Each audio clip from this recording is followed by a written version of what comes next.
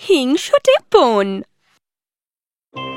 অনেক অনেক বছর আগে ফ্লোরেভিয়া নামক রাজ্যে দুজন রাজকুমারী বাস করত, রেনে আর গ্লোরিয়া। গ্লোরিয়া, তুমি আমাকে ধরতে পারবে না, সেটা আমরা পরে দেখে নেব। চলো ড্রাগন, চলো। ইয়েস, জিতে গেছি। অসাধারণ রেনে, আমি সত্যিই গর্বিত তোমাকে নিয়ে। বাবা, মা, তুমি দারুণ খেলেছো সোনা। আমি জানি রেনে জিতবে, এই জন্য আমি এটা বানিয়েছি। এটা আবার কি জিনিস? ফলের টুকরো আর আপেলের স্ট্রুডেলের মিশ্রণ। কেমন হয়েছে? দারুণ। এটা খুবই সুস্বাদু। তুমি অসাধারণ সোনা। তুমি কিভাবে এত কঠিন একটা জিনিস তৈরি করলে সোনা?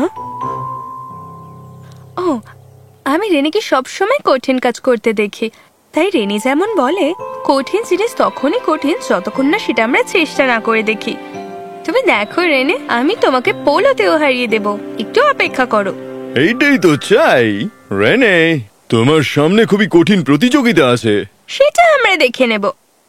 আর এটা দারুণ খেতে হয়েছে। আমার দুই নয়নের মণি। আপনাকে অনেক শুভেচ্ছা মহারাজ। রাজকুমারী সবার জনপ্রিয় হয়ে উঠেছে। রাজকুমারী, আপনি এত কিছু একসাথে সামলান কি করে? আপনি এটা খেয়ে দেখেছেন? গ্লোরিয়া বানিয়েছে এটা। এটা তো দারুণ সুস্বাদু। আমি এত সুস্বাদু খাবার এর আগে কখনো খাইনি। এই নাও, খেয়ে দেখো। এটা তো সত্যি সুস্বাদু। এটা সত্যি সুস্বাদু। রাজকুমারী গ্লোরিয়া, এমনিতেও ছোট বোনই সবসময় স্টার হয়। হ্যাঁ, ও রান্না করতে পছন্দ করে। সময় চলে যায় আর রাজকন্যারা বড় হয়ে ওঠে। আমি আবার তোমাকে হারাতে চলেছি গ্লোরিয়া।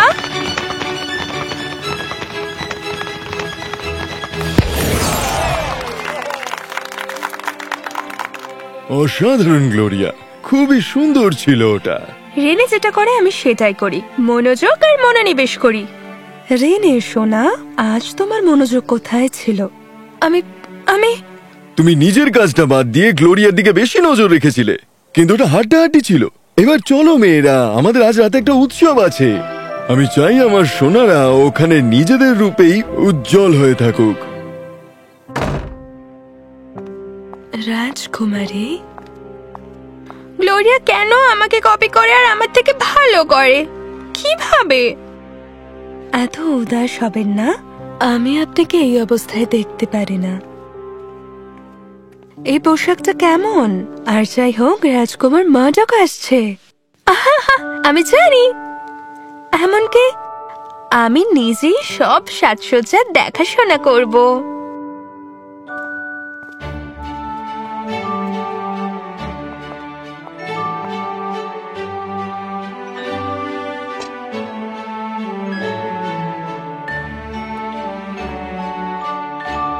রাজকন্যে, মহামান্য,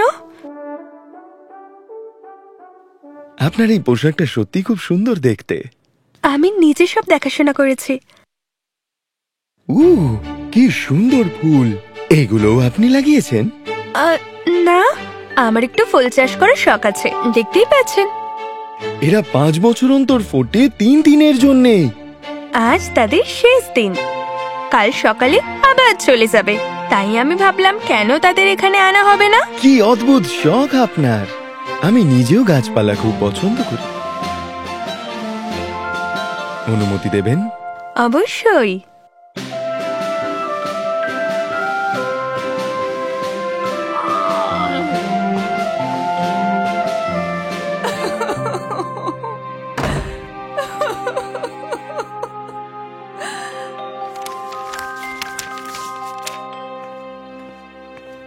আপনাদের বাবা আপনাদের দুজনকে এক্ষুনি ডেকেছেন। মনে হচ্ছে কোনো জরুরি বিষয় রয়েছে। গ্লোরিয়াকে কি জানানো হয়েছে? না, এখন ওকে গিয়ে বলার দরকার নেই। আপনার বোনের আগে আপনার বাবার সমস্যাটা সমাধান করুন। মার্ডক যুবরাজকে হারানোর পরে দেখবেন মহামান্যেরও আস্থানা হারিয়ে ফেলেন।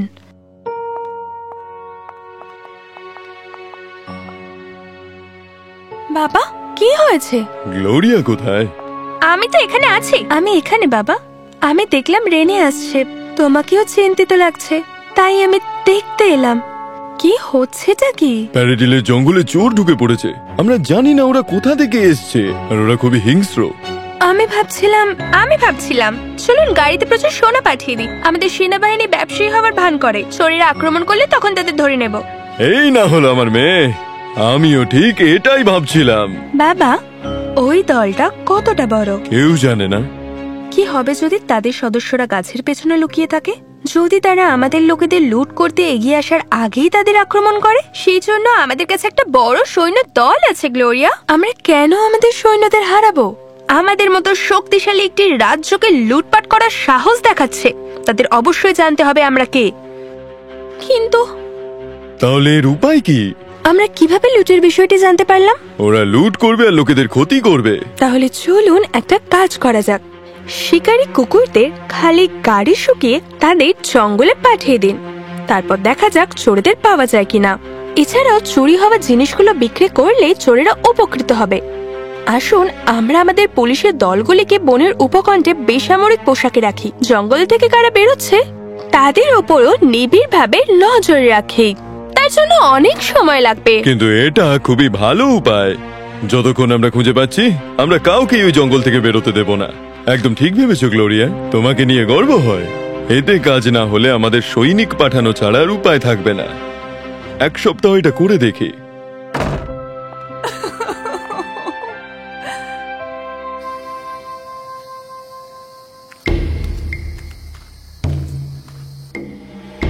আপনি কি এটা রাজকুমারী রেনের জন্য করতে পারবেন? আপনি কেন এত চিন্তা করতে চাচ্ছেন? আপনি তো শুধু একজন সেবক। শুধু চাকর নয়, আমি তার মায়ের মতো। সে একটা ছোট্ট বাচ্চা ছিল কয়েক ঘন্টার, যখন রানী আমাকে নিযুক্ত করেছিলেন তার দেখাশোনার জন্য। আমি তাকে রানী হিসেবে বড় করেছি। এখন তার থেকে ছোট আপস্টার্ট বোন তার অধিকার তার থেকে কেড়ে নিতে পারে না। আপনি যা ভালো বোঝেন। যতদিন আমি আমার সোনা পাবো, কিন্তু রাজকীয় রক্তের জাদুতে রাজকীয় রক্ত জড়িত থাকা প্রয়োজন। ঠিক আছে, আমি রাজকুমারী রেনেকে এখানে নিয়ে আসব। যার ফলে ওর বুদ্ধিগুলো কাজ করবে না। আমি ওর সাথে এটা করতে পারি না, সত্যি।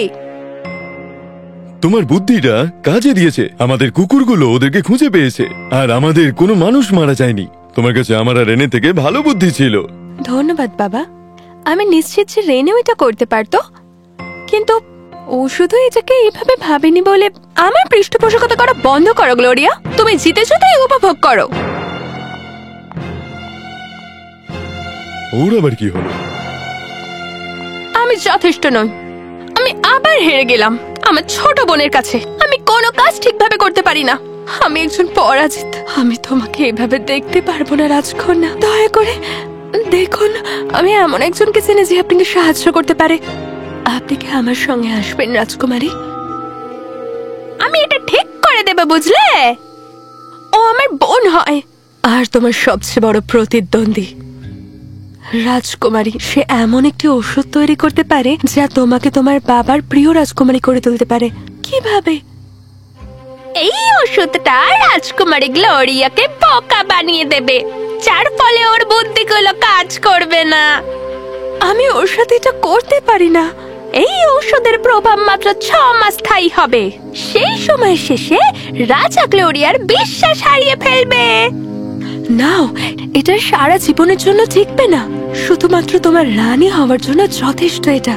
নাও, দুধে মিশিয়ে দাও আর নিশ্চিত করো সে যেন পূর্ণিমার রাতে এই ওষুধটা খায়। কি ভাগ্য, আজ রাতেই তো।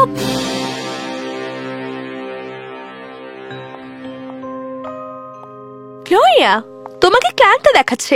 আসলে বাগানে আমি আজ একটু বেশি কাজ করে ফেলেছি।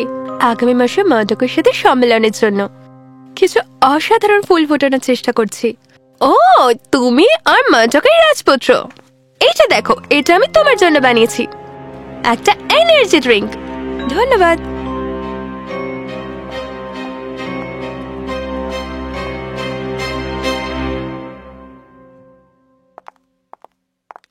সেন্ডার্সের মহারাজ আমাদের সাথে একটা চুক্তি সই করতে চান, তোমাদের কি মত?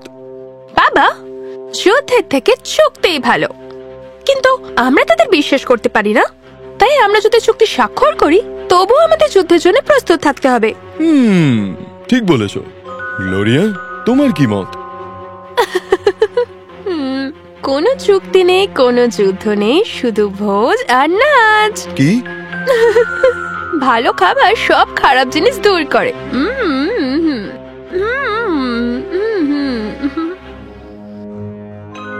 গ্লোরিয়া, তুমি কি এটা মজা মনে করেছো? না, একটা চুক্তি। ওর আবার কি হলো?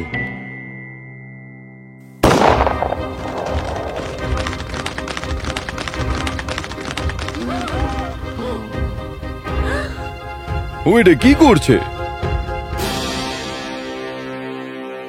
গ্লোরিয়া, আমি তোমার উপর খুবই হতাশ হয়েছি।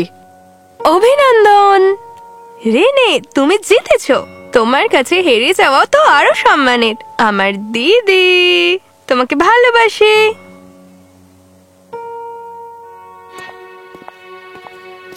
রেনে, শোনা, তুমি ঠিক আছো তো? বাবা, আমি অনেকবার গ্লোরিয়ার কাছে হেরেছি। ও পোলো জিতেছে, ওর বুদ্ধিও আমার থেকে ভালো। তুমি নিশ্চয়ই আমার উপর হতাশ হয়েছো। মন খারাপ? আর তোমার? শোনা, কিছু সময়ের ব্যবধানে বা কিছু দূরত্বের ব্যবধানে হেরে যাওয়াটাকে কিন্তু হেরো বলে না। এমনকি আমি এটা নিয়ে গর্বিত যে তুমি এত সুন্দরভাবে মন দিয়ে তুমি তোমার বোনকে তোমার জিনিস শিখিয়েছো। একজন রাজা বা রানীকে সবসময় যে সবকিছু জানতে বা বুঝতে হবে এমন কোনো মানে নেই। তাদের শুধু জানতে হবে সঠিক লোকেদের বিশ্বাস করা। আমরা কখনোই তোমার উপর হতাশ হতে পারি না।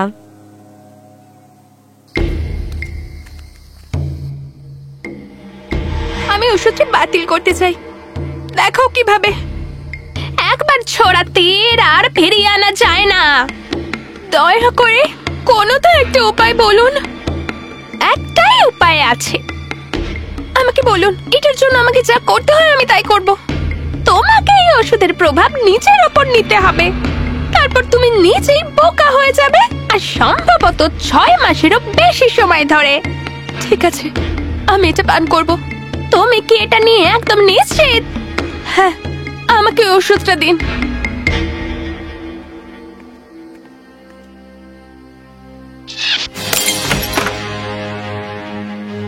তুমি কি এখান থেকে কিছু খেয়েছো? বলো তুমি খাওনি। গ্লোরিয়া, তোমাকে এইসব কিছু করতে হবে না। তুমি আমাকে যে ওষুধটা দিয়েছো সেটা আমি খাইনি। কি? আমি খাইনি। আমি জানতাম তুমি বিরক্ত ছিলে যখন আমি পোলো জিতেছিলাম, যখন আমি প্রিন্স মার্ডকের সাথে নেচেছিলাম, এমনকি যখন বাবা তোমার ধারণার চেয়ে আমার ধারণাকে প্রাধান্য দিয়েছিল। সেই রাতে আমি উর্সুলাকে প্রাসাদ থেকে লুকিয়ে বেরিয়ে আসতে দেখেছিলাম, আর তাই আমি তাকে অনুসরণ করি। আমি দেখি তোমার হাত কাঁপছিল যখন তুমি আমাকে পানীয়টি দাও। আমি বুঝতে পেরেছিলাম কিছু একটা ভুল হচ্ছে, তাই আমি ওষুধটি খাইনি, কিন্তু খাওয়ার অভিনয় করেছি। তুমি কেন কাউকে কিছু বলনি? কারণ আমি নিশ্চিত ছিলাম যে তুমি যা করছো তা কেবল রাগের বশেই। আমি জানি আমার দিদি আমার কষ্ট সহ্য করতে পারবে না, আর তুমি আমাকে সঠিক প্রমাণ করেছো। গ্লোরিয়া, আমি খুব দুঃখিত। আমি এতটাই মরিয়া হয়ে গিয়েছিলাম যে আমার যথাসাধ্য চেষ্টা করার পরিবর্তে আমি তোমাকে পরিচিত করার উপর মনোযোগ দিয়েছিলাম। ভুলে যাও, আমি তোমাকে ভালোবাসি। আমিও তোমাকে ভালোবাসি। আমি খুবই দুঃখিত। ঈর্ষা হলো সবচেয়ে খারাপ অনুভূতি যা সবাই অনুভব করতে পারে। এটা সবকিছু নষ্ট করে দেয়। আমি খুব খুব দুঃখিত। সেই দিন থেকে রেনে বুঝতে পেরেছিল যে সে যখন তার বোনের সাথে অপ্রয়োজনীয়ভাবে প্রতিযোগিতা করার পরিবর্তে নিজের ক্ষমতার উপর মনোযোগ দিত, তখন সে সেরা ছিল। বোনেরা ব্যক্তিগতভাবে ভালো ছিল, কিন্তু একসাথে তারা নিখুঁত ছিল। ঈর্ষা একটি স্বাভাবিক মানবিক আবেগ। আমরা সকলেই মাঝে মাঝে এটা অনুভব করি এবং তা ঠিক হয়ে যায়, কিন্তু সব থেকে গুরুত্বপূর্ণ হলো এটা আমরা কিভাবে প্রক্রিয়া করি। আমরা কি এটিকে তিক্ততায় পরিণত হতে দিই, নাকি এটি আমাদের নিজেদের সম্পর্কে কিছু শেখায়? আমরা সকলে কিছু না কিছুতে ভালো, আর যখন অন্য কেউ এমন ভাবে আলোকিত হয় যা আমরা করি না, তার অর্থ এটা নয় যে আমরা ব্যর্থ হয়েছি। এর অর্থ কেবল তারা তাদের প্রতিভা খুঁজে পেয়েছে এবং আমাদের জন্য তাদের খুশি হওয়া উচিত। প্রতিযোগিতা একটি ভালো জিনিস, কিন্তু শুধুমাত্র যখন এটি আমাদের বেড়ে উঠতে অনুপ্রাণিত করে, যখন এটি আমাদের নিজেদের মূল্য ভুলে যেতে বাধ্য করে না। কারণ শেষ পর্যন্ত জীবন একে অপরকে ছাড়িয়ে যাওয়ার বিষয় নয়, এটি একসাথে বেড়ে ওঠার বিষয়।